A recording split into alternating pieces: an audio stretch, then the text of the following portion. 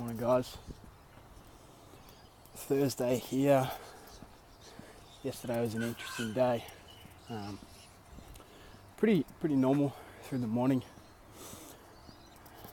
Got a leg session in, which was pretty challenging, fairly painful, but we got through it. I caught up with my grandmother,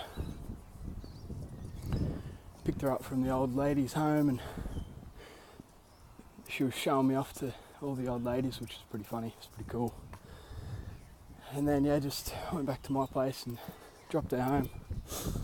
But not long after that, had a phone call with my mentor, just a bit of an update, which was really good. He was helping me out with some stuff for a cafe meeting that I've got today, which I'm pretty excited about. It's really funny. Just a completely different level of thinking is what he taught me.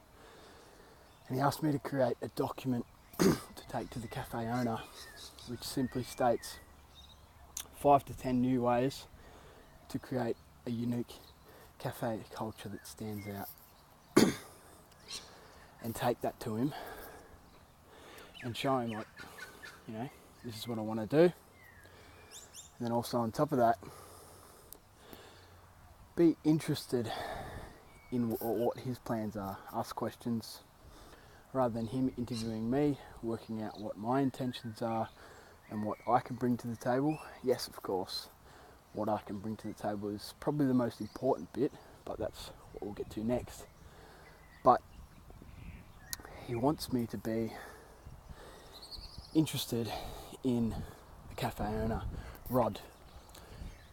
And by interested, I mean ask him questions, what's his plans with the cafe, what does he hope to get out of it, all that kind of thing. Number one, what does he want? He wants a unique cafe that stands out, a destination point, somewhere that people want to go, okay?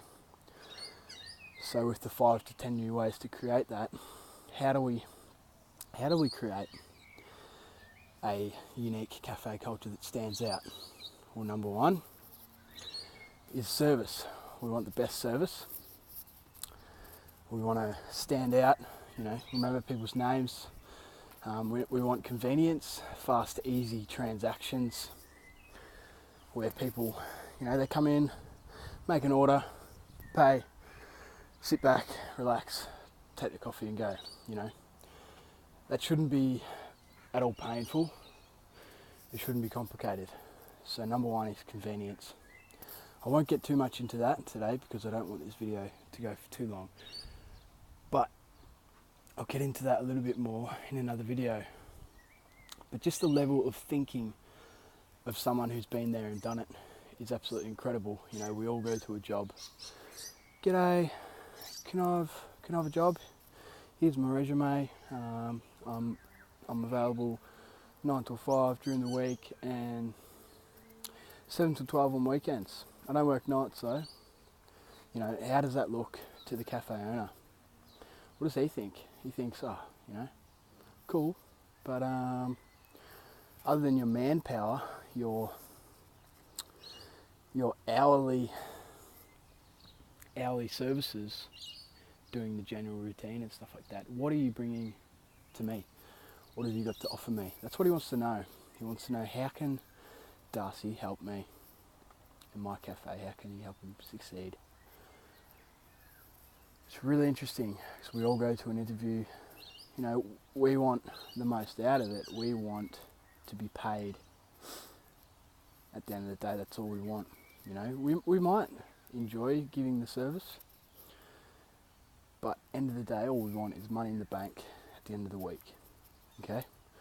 But to stand out as an employee, we need to work out what's our point of difference. Why is he going to hire me over Michelle, who's worked in cafes for the last 4 years? And that's just a completely different level of thinking, which Hato gave me some really, really good tips.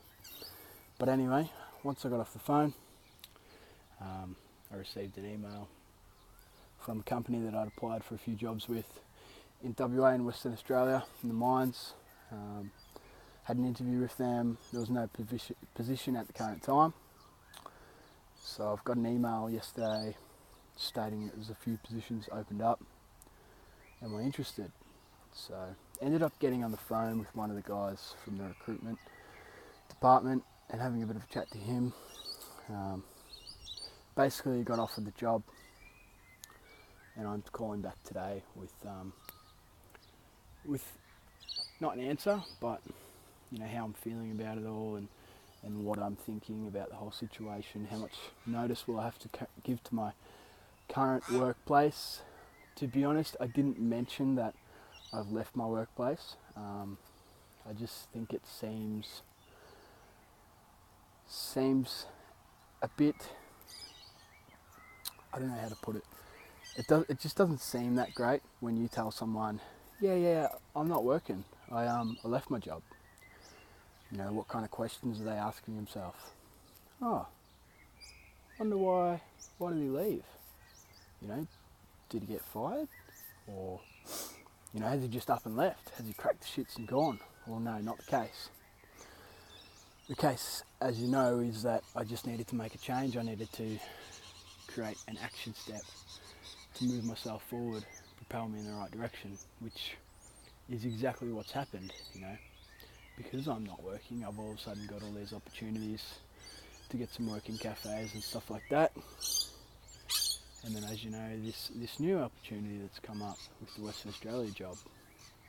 If I was working, none of this wouldn't happen. But that brings me to the main point of this video. We all ask, what do I have to do to get that new car? What do I have to do to get the loan? Or what do I have to sacrifice to save the money to buy the new car? Or what do I have to do to meet that new girl or that new boy, if you're female? What do I have to do? Well, something that a lot of us aren't taught is it's not what we have to do, it's who do we have to become. What kind of challenges do we have to go through to become that person who deserves that new car, who has something to bring to the table in the relationship? What have you got to offer to the girls that you meet, to the boys that you meet, to the employer? What have you got to offer? So it's just very interesting. It's just a completely different way of thinking. Something I've learned from a lot of the guys I've been hanging out with, who I've met over the last 12 months. Really great people, but just that level of thinking is absolutely off the charts. It's just about being creative and actually using your brain rather than running to someone and asking them questions. But I'm going to leave it at that because that video is getting quite long, but hopefully that clears it up a little bit. I know I only touch on subjects quite briefly, but that's just because I want to keep this video short. But I will hopefully I'll have a bit more time soon to be able to do some more educational videos rather than just a vlog. This vlog's good for now. It's great just to get an insight of what I'm thinking, what I'm doing, how I'm tackling these challenges.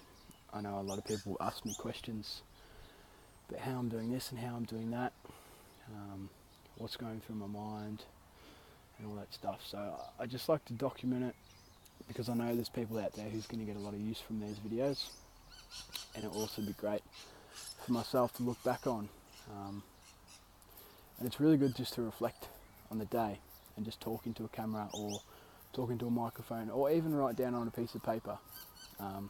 Reflect on the day before and really just work out what worked and what didn't.